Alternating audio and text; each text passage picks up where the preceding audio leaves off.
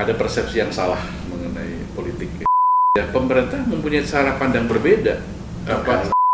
Dengan sangat menyesal, saya katakan belum optimal. Belum optimal. Jauh dari optimal. Sangat mekanistis. Dari tahun ke tahun begitu. Kita terjebak ya kan di dalam konsep anggaran.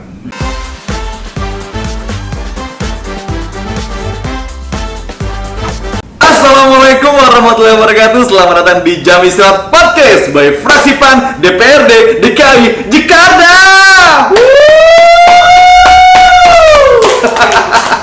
Hari ini gue nggak sendirian tentunya, dan gue ditemani oleh salah satu narasumber kece. Siapa itu? Giving applause for Mr. Bapak Haji Bambang Kusumanto MSc. Rame ya, say. Terima kasih sebelumnya Pak, udah meluangkan waktunya di sela-sela kesibukan Bapak. Gimana Pak kabarnya Pak? Sehat Pak? Alhamdulillah sehat-sehat. Ya sehatnya zaman sekarang ya. Mesti hati-hati tetap karena masih banyak COVID. Pak Bambang, aku manggilnya anaknya Pak Bambang atau apa nih? Panggil apa aja sebenarnya boleh ya. Oke. Tapi kalau panggil Mas kayaknya kemudahan ya. Aku mau manggil Pak Adi boleh nggak? Wah boleh juga itu sangat. Kan nggak terlalu tua nggak terlalu muda ya. Iya. Cocok Pak ya. Oke. Mungkin Pak D, ini cukup menggelitik ya. Aku lihat dari berbagai macam informasi, data dari informan saya, informan bahasanya ya. Iya, yang menyatakan bahwa Bapak tuh dikenal di akar rumput, sebutannya adalah Pak D. Itu kalau betul awal mulanya Pak D itu muncul dari mana itu Pak D? Silakan Pak D Bambang, boleh disampaikan. Jadi ya sebenarnya itu dari guyon aja ya kan.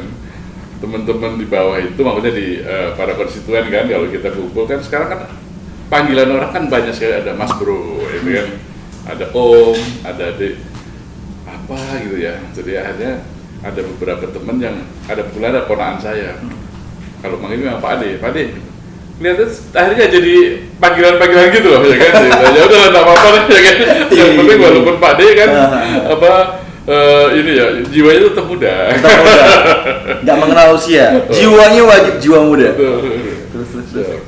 Ya itulah kira-kira. Pak D Bambang, flashback aku lihat di profilnya Pak D Bambang, bahwa Pak D Bambang tuh juga sempat berkuliah di Amerika Serikat, negeri Paman Sam, betul ya Paman Sam ya? Betul. Ya Paman Sam, negeri adidaya, superpower, dan akhirnya Pak D Bambang bisa merasakan berkuliah di sana. Nah itu kalau boleh tahu, boleh diceritakan nggak awal mulanya Pak D Bambang memilih studi di Amerika dan mengambil jurusan apa, mungkin bisa ceritakan ke kaula muda kita nih. Ya, oke. Jadi sebenarnya ceritanya itu tadinya tidak punya cita-cita ya ke sana. Masa sih bisa aja Pak D Bambang nih. Ya, kan? Tadinya tidak. Saya orang kampung ya, saya orang kampung dan saya lahir di Tegal dan besar di sana. Jadi jangankan Amerika, ya kan? Jakarta aja, waduh udah hebat tuh buat saya. Tetapi kemudian setelah itu saya diterima bekerja di sebuah departemen, waktu itu belum kementerian namanya, di departemen, tapi selalu ditempatkan di luar Jawa, gitu. Ya, pernah di Medan, pernah di Pekanbaru, pindah-pindah terus. Waduh ini kapan mau berkembang nih kalau baru di sini dari pindahin begitu ya. Terus ada orang yang bilang kalau orang mau kerja di Jakarta, kalau bisa punya titel kesarjanaan, misalkan S1, S2, ya kan, itu mungkin akan lebih ditempatkan di tanah. Kalau gitu boleh. Dilalah, coba-coba ada tawaran tuh, ya kan, untuk dapat scholarship waktu itu. Ya. Fully funded, ya kan, tahun 82. Coba-coba daftar, lulus, ya kan. Jadi itu dari Harvard International Institute for Development gitu, dari University of Harvard gitu. Dapat ke sana. Cuman pada waktu saya ke sana itu kebetulan course yang saya cari di Harvard itu nggak ada. Jadi waktu tidak di offer. Maka ditempatkanlah saya di University of Illinois. Jadi mereka punya asosiasi beberapa perkumpulan universitas yang diantaranya anggotanya gitu. Makanya saya di Illinois. Itulah ceritanya saya sampai sekolah di sana. Ya semuanya pertolongan dari, saya berterima kasih kepada negara lah ya, karena waktu itu saya diberi kesempatan untuk dan juga dapat scholarship. Nah, menurut Pak Bambang bagaimana buat kita bisa meningkatkan indeks pembangunan manusia khususnya di wilayah DKI Jakarta? Mungkin Pak Bambang bisa cerita.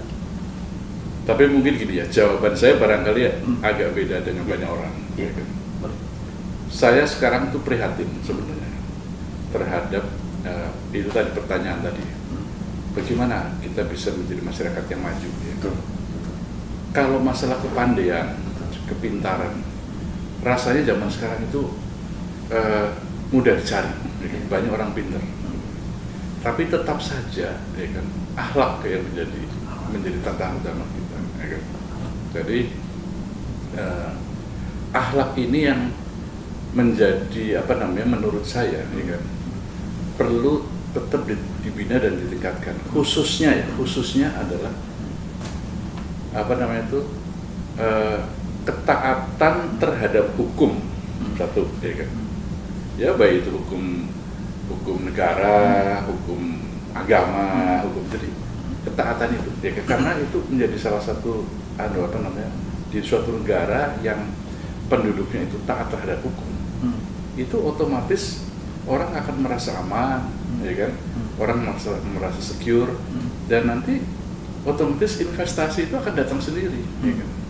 Tapi sebaliknya, kalau suatu negara itu orangnya pinter-pinter, tapi maaf ya, orangnya curang, gitu kan, lalu ofensif gitu, ya kan. Nah ini ya kadang-kadang nggak nyaman orang hidup di situ. Nah itu maka cepat atau lambat kita bisa melihat kok negara-negara kayak di Australia, kebetulan ada beberapa, saya sekolah di sana, perasaan tuh nyaman ya, karena semua orang taat hukum, tertib gitu lah, ya kan. Bukan berarti mereka baik loh, mungkin ada juga yang jahat, tetapi hukum dilaksanakan dengan baik, ya kan, sehingga orang merasa aman aja, orang investasi juga aman, orang mau sekolah mau lepas anaknya pergi ke sana, ya kan, rasanya aman.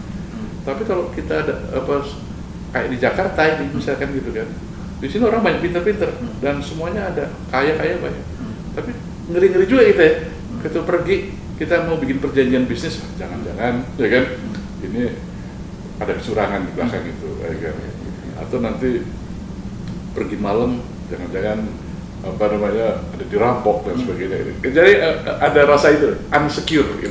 Itu yang menurut saya makanya akhlak itu menurut saya perlu. Kalau soal kepintaran, kepandaian, opportunity, teknologi, kita nggak kalah deh sama negara lain. Nah, Pak De, aku mau nanya lagi nih, karena kita konteksnya adalah jam istirahat podcast. Biasanya jam istirahat yang biasa Pak De lakukan ketika lagi slow, longgar, itu apa sih Pak De? Boleh dicatat nggak ke teman-teman kaula muda kita nih? Atau main PUBG, atau main golf? Ini kayaknya lagi dievaluasi di saya ini. Enggak. It's no hard feeling, Pak De, no hard feeling. Oke. Please. Baik. Ya mungkin gini ya. Istirahat ya kan, itu memang penting bagi semua orang lah ya kan.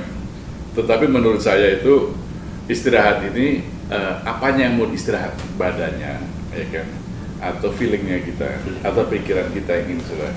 Nah caranya orang macam-macam ya. Nah kalau saya nggak tahu kenapa dari kecil juga, dari muda juga ya kan, justru istirahat bagi saya yang paling enak tuh ya ketemu orang kayak gini ya kan? Oh ya? Iya, ngobrol, melepaskan diri dari persoalan yang rutin ya kan, gitu. Kalau tiap hari kan kita bicara masalah politik atau masalah urusan kerja lah gitu kan. Tapi ketika kita ketemu orang lain yang ngobrol masalah yang sepele-sepele lah, masalah musik ya kan, masalah hobi dan sebagainya. Nah itu sebenarnya istirahat menurut saya itu ya kan, itu secara fisik dan spiritual kita itu beristirahat itu. Lepas dari hal-hal, makanya yang saya sering lakukan itu malah jarang duduk tidur atau ngelamun ya gitu. Justru pergi keluar ya kan, ketemu orang ngobrol yang lain gitu. Nah itu ini contoh karakter public servant ini Pak Adi Bambang ini. Ya sebenarnya bukan public servant juga ya, tapi melepaskan diri dari kerutinan gitu kan. Nah itu dengan cara itu tadi. Tapi juga kita tahu ada orang lain yang kalau istirahat tuh tidur gitu kan. atau menyendiri atau apalah itu biasa, itu hak mereka lah sama-sama. Tapi berarti kan aku coba lihat ya, observasi ya bahwa Pak D berkuliah di luar negeri di Amerika Serikat, sempat juga jadi staf ahli di satu kementerian keuangan dan akhirnya terjun ke dalam satu lembaga legislatif pemerintahan yang kita sebut adalah DPRD DKI Jakarta di sekarang di Komisi A yang membidangi Komisi Pemerintahan. Nah, awal Pak D akhirnya terjun sebagai anggota legislatif di Komisi A per hari ini di DPRD DKI Jakarta itu kalau boleh tahu why-nya kenapa? Karena ini menarik nih, kita perlu menarik lagi why utama tuh ingin nge-solve problem apa sih Pak D? Mungkin bisa dijelaskan. Mungkin tiap orang beda-beda ya apa latar belakangnya. Saya pun sebenarnya latar belakang pertamanya juga bukan langsung jadi politisi. Ini lebih tersebab karena barangkali karakter aja. Saya sebenarnya karakter gaul dari dulu, senang ketemu orang. Jadi kalau saya pergi ke suatu tempat, misalkan orang kayak sekarang tuh kan kadang-kadang kita berdharma wisata ya, atau kita kunjungan kerja atau apa ke suatu daerah lainnya. Itu saya tidak terlalu tertarik pada alam ya. Ada senang laut ya, tertarik tapi lebih senang pada kalau di situ ada teman atau orang yang bisa datengin dan kita ajak khususnya kalau ada saudara di situ, ada teman, ada seseorang lah yang bisa kita datang terus kayak setuju ngobrol ketemu, tanya lebih banyak. Nah itu jadi awalnya mungkin itu, jadi lebih senang ketemu orang ya kan. Nah kemudian dari situ saya sering banyak melihat ya kan bahwa kok banyak ya persoalan-persoalan kemanusiaan ini yang menurut saya tidak pernah terpenuhi ya kan. Ya contohnya sajalah yang di sekitar kita ya. Kadang-kadang ada suatu kayak di dapil saya ada daerah yang selalu kena kebanjiran terus ya kan. Saya bilang apa nggak diusulkan ke pemerintah tuh ya kan untuk diperbaiki. Udah Pak, sudah 5 tahun kita masukkan ke musrembang. Itu contohnya itu ya. Atau sebuah keluarga kesulitan sekali untuk dia mendapatkan pendidikan gitu, buat anaknya, pekerjaan buat anaknya. Ini saya pernah di pemerintahan kerja ya kan. Tapi kenapa tugas pemerintah pada waktu itu ya kok nggak bisa menyelesaikan itu semua ya kan. Ternyata menurut pendapat saya ya pemerintah mempunyai cara pandang berbeda melihat masyarakat itu. Dia juga institusi yang sebenarnya quote and quote ya, dia punya tujuan politik sendiri gitu ya kan, sehingga kadang-kadang tidak match dengan apa yang diminta itu ya kan. Oleh karena itu ada perasaan gemas saja kan. Wah kalau begitu ini harus dari sisi lain, yaitu dari sisi memang keinginan rakyat itu harusnya ini gitu. Ini maaf ya, kelihatannya so ideal ya. Iya. Tapi saya mengalami sendiri kebetulan ya kan. Saat itu ya.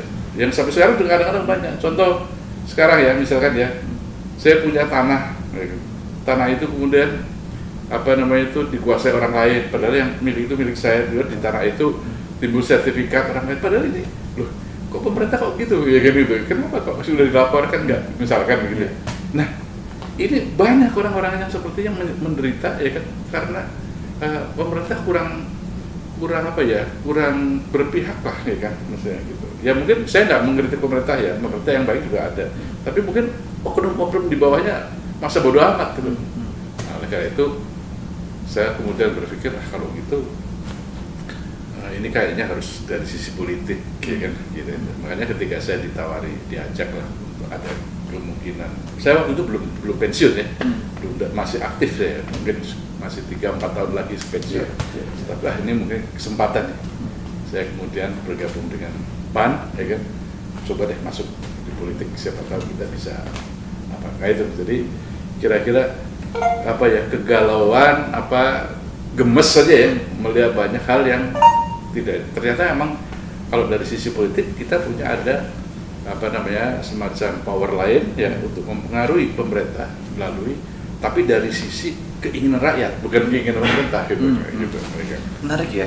Berarti artinya Pak Ade Bambang ini mulai hadir karena gemasnya permasalahan-permasalahan di wilayahnya Pak Ade Bambang yang sampai saat itu pada saat itu tidak terselesaikan secara baik. Jadi proses-proses tahapan yang dilakukan di Musrembang hingga proses ke dalam pengajuan APBD itu nggak terkawal secara penuh. That's why akhirnya Pak Bambang tertarik buat terjun di dalam dunia legislatif.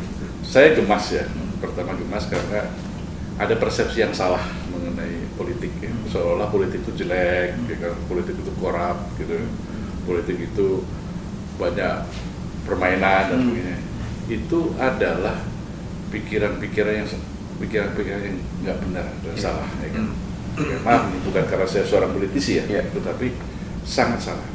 Politik itu suatu keharusan kehidupan dalam suatu negara memang diatur, ya kan? Ada legislatif, ada eksekutif, ada yudikatif, ya kan? Sisi legislatif itu ya partai politik, ya kan? Nah, orang punya hak politik yang paling dasar itu adalah memakai hak politik kita untuk milih, itu hak politik yang paling dasar. Lebih meningkat lagi kalau bisa dia jadi aktivis sosial. Aktivis sosial itu adalah ngurusi orang lain gitu deh, ya kan? Ya, kita tahu kalau DKI Jakarta tuh PRD terbesar, pajak anggaran daerah terbesar di Indonesia, yang pertama mungkin ya, dengan kurang lebih 70 triliun lebih, more or less. Atau sekarang berapa? Ya, ber-80-an. Hampir 80 T. Dan menarik nih kalau ngomongin masalah iptek ya. Aku kebetulan sangat seneng banget sama dunia iptek. Dan pengen gitu melihat Jakarta kan punya namanya platform Jakarta Smart City ya. Tahu sama-sama Jakarta Smart City dan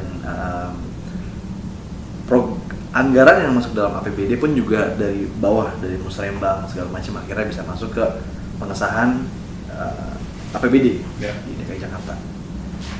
Apakah program di dalam APBD DKI Jakarta telah tepat sasaran, Pak Ade?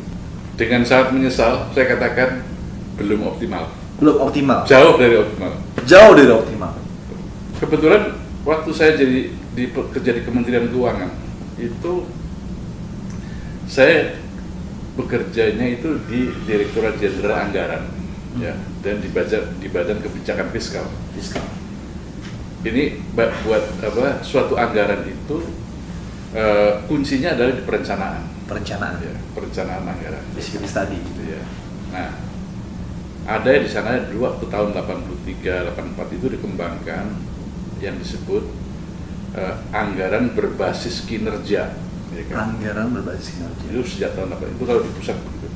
Apa itu anggaran berbasis kinerja? Artinya gini, anggaran itu dibuat ya untuk mendapatkan dampak akhir. Para pembuat anggaran itu kurang menjiwai masalah ini, ya kan? Yang dia lakukan begini, ini suatu kesalahan klasik bagi para pembuat anggaran. Budget tahun lalu dikurangi sisa, dikalikan dengan rate of interest tahun ini, ya kan? Kemudian ditambah sekian persen dari kira-kira pertumbuhan penduduk. Udah dari tahun ke tahun begitu. Misalkan dulu anggarannya ya untuk bikin jalan berapa tahun lalu, ya kan? Misalkan 100 miliar, ya, dicek tahun ini yang tidak terrealisir berapa persen? Taruhlah 10 miliar lah. Oh berarti dikurangi 10 miliar. Tapi kan harga-harga naik sekarang. Inflasi.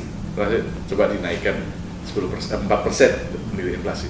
Kemudian ditambah penduduk kira-kira berkembang sehingga area tambah berapa? 10%, tambah 10%. Sangat mekanistis dari tahun ke tahun begitu, ya kan? Itu pola para pembuat anggaran, ya kan? Perencanaan, Bapeda dan sebagainya begitu. Tapi tidak pernah berdasarkan suatu survei yang benar, ya kan? Sebenarnya apa yang diharapkan dari sini, ya kan? Oh, di sana ada daerah baru yang perlu dikembangkan. Di sana itu mesti dibuat itu. Relokasi. Ya contoh kayak di daerah saya sendiri, ya kan? Ketika jalan yang sudah baik diaspal lagi, ya kan? Alasannya apa? Sampai pemborongnya itu saya panggil, nih kok tumben nih jalan masih mulus begini kok diaspal, ya kan? Iya Pak, karena itu udah dianggarkan. Coba. Ya. Logikanya gimana ya? Iya, Saya pernah menjabat sebagai ini suatu contoh yang ini guyon tapi real, ya kan? Saya sedih kalau diguyonin. Ya kan? Saya pernah menjabat sebagai komisaris di sebuah perusahaan konstruksi BUMN. Wow. 14 tahun, ya kan? Bikin jalan tol, bikin mana, ya kan? Ya kan? Tapi saya nggak perlu sebut namanya, ya kan? Plat merah. BUMN, ya kan? 14 tahun saya di sini. Saya melihat tiap tahun di jalan-jalan di kota-kota itu, ya kan? Selalu kalau musim hujan rusak, ya kan? Kemudian di aspal lagi. Tiap tahun kita mengeluarkan sekian anggaran untuk aspal baru. Saya bertanya sama direktur tekniknya, apa kita nggak bisa kayak waktu saya di Amerika? Waktu saya di Amerika itu ya, itu jalan di depan rumah saya, itu sekali cor, itu kali saya nggak pernah lihat tuh selama 5 tahun di aspal. Ya, padahal itu kalau musim apa salju datang, itu dikerok, saya pakai kayak semacam bulldozer untuk buang saljunya itu. Tapi semennya itu, aspalnya itu nggak pernah rusak. Selama saya di sana itu ya begitu terus. Apa nggak bisa bikin seperti itu kayak waktu saya di Amerika itu? Jawabnya apa? Bisa, Pak. Kita bisa bikin jalan seperti itu. Dan itu sudah dibuat. Di mana? Saya pengen lihat ya. Dia itu landasan apa namanya pesawat terbang. Ya, itu kan jalan. Sekali cor itu bertahun-tahun nggak pernah rusak. Kita bisa bikin seperti runway di depan rumah kita supaya 5 tahun atau 10 tahun udah lah, nggak usah rusak. Terus saya tanya, lah kenapa nggak bikin begitu? Ya, buat apa Pak? Tiap tahun dianggarkan. Sering nggak? Ya kan? Lah nanti kalau tiap tahun kita anggarkan untuk bikin jalan baru, ngapain? Gitu. Tiap tahun kan ada apa? Ini seperti perlu ini ya. Ya ini pembenahan apa ya? Ini saya agak kritis nih, ya kan? Boleh nanti biar siapapun dengar itu kan itu. Tapi itu hal-hal yang seperti itu. Banyak yang itu namanya kita terjebak ya kan di dalam konsep anggaran, ya kan. Karena anggaran kita dibuat tiap tahun, maka sudah menjadi kebijakan kita bikin tiap tahun, ya kan. Sehingga apa? Tiap tahun pasti beli barang baru. Padahal barang yang lama masih bagus. Coba aja. Anda lihat, kalau saya boleh taruhan nih, kalau kita bikin survei evaluasi di lapangan, ya kan, atas pembelian barang-barang baru yang tiap tahun beli, lain dengan kita beli kertas memang itu habis ya, tinta habis, gitu. Tapi kalau ada pembelian tiap tahun, ada pembelian barang apa namanya mebel baru, ya kan, padahal mebel yang masih bisa dipakai, ya kan, bisa di-refurbish. Iya, bisa di-refurbish. Kenapa pasti harus beli baru? Wah itu karena kita terjebak dalam pola ya kan, anggaran tiap tahun. Bahkan kalau mau bikin anggaran multi years, ya kan, itu jadi perdebatan. Kenapa harus multi years? Gitu. Ya anggaran ya kita bikin sekali, umurnya si barang itu berapa tahun? Misalkan 10 tahun. Kita bikin lifetime kan? Yang beli jalan yang bagus sekali ya, yang 10 tahun nggak dirusak-rusak. Gitu. Iya menarik sih. Tapi nanti pasti ada gitu. Tapi saya menambahkan nanti kita nganggur. Pemburu nganggur. Menarik sih ngomongin masalah kebijakan anggaran dan segala macam terkait keuangan yang ada di DKI Jakarta ya. Cuman karena keterbatasan waktu juga ya, kita mungkin bisa bahas di episode berikutnya sama Pak Bambang. Nah, oke, karena kita udah agak tegang dan ngomongin hal-hal yang serius sama Pak Bambang, sekarang waktunya it's time to challenge. Oke, Pak De Bambang, aku punya challenge nih buat Pak De Bambang. Jadi Pak De Bambang tinggal, aku punya 2 kata, Pak De Bambang memilih salah satu kata itu. Indonesia atau Amerika? Indonesia dong. Tegal atau Jakarta? Tegal.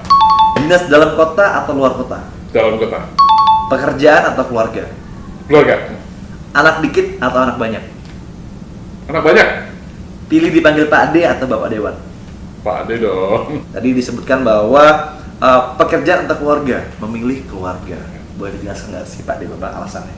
Why you choose family?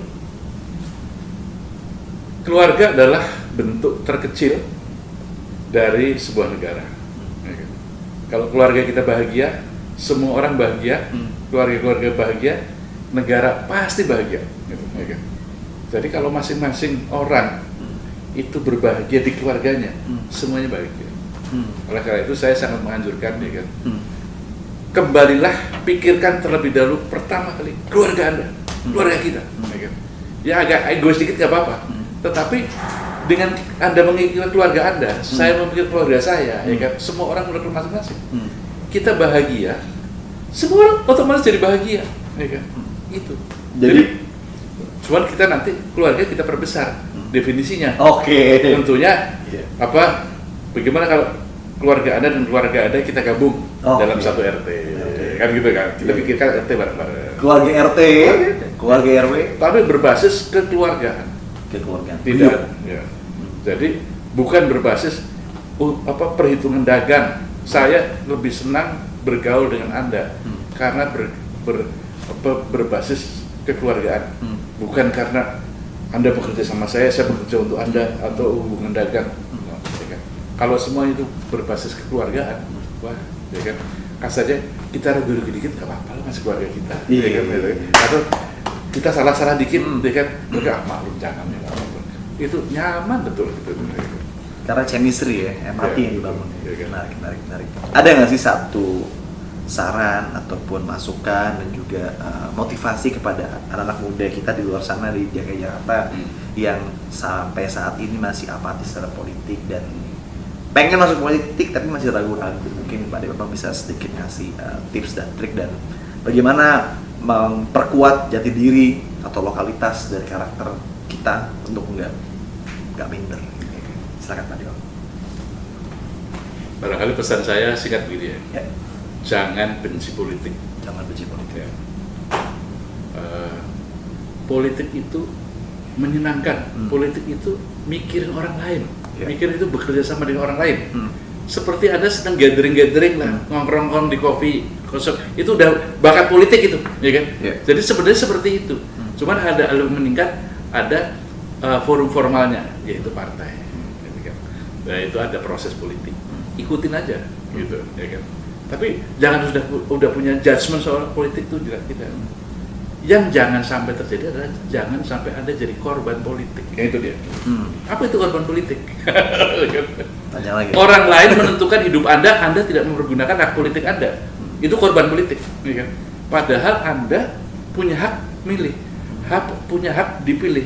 Anda berhak menyuarakan pendapat, ya kan? Tapi Anda acuh-acuh, diam saja, tiba-tiba di belakang hari Anda menyesal, ya kan? Tahu tuh loh, kok pajak naik sih sekarang?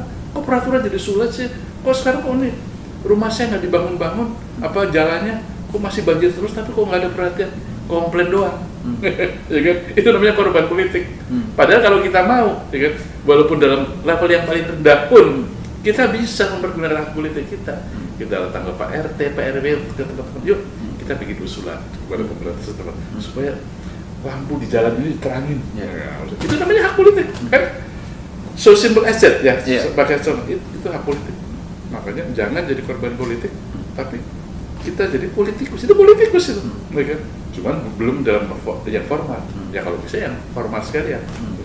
Tapi jangan benci politik. Nah, menarik banget. Jadi sekali lagi thank you so much buat Pak D Haji Bambang Kusmanto MSc telah meluangkan waktunya di Jam Istirahat Podcast by Fraksi PAN DPRD DKI Jakarta. It was honor for us udah hadir di tengah-tengah kita di kesibukan Pak D Bambang yang super duper sibuk, sangat produktif dan jadi insightful juga buat kita melihat satu pembelajaran menarik tentang beberapa hal dan juga tips dan trik bahwa kita sebagai warga negara Indonesia harus paham tentang akhlak dan tentunya dibarengi dengan kapasitas yang critical thinking dan juga hal-hal yang bisa kolaboratif.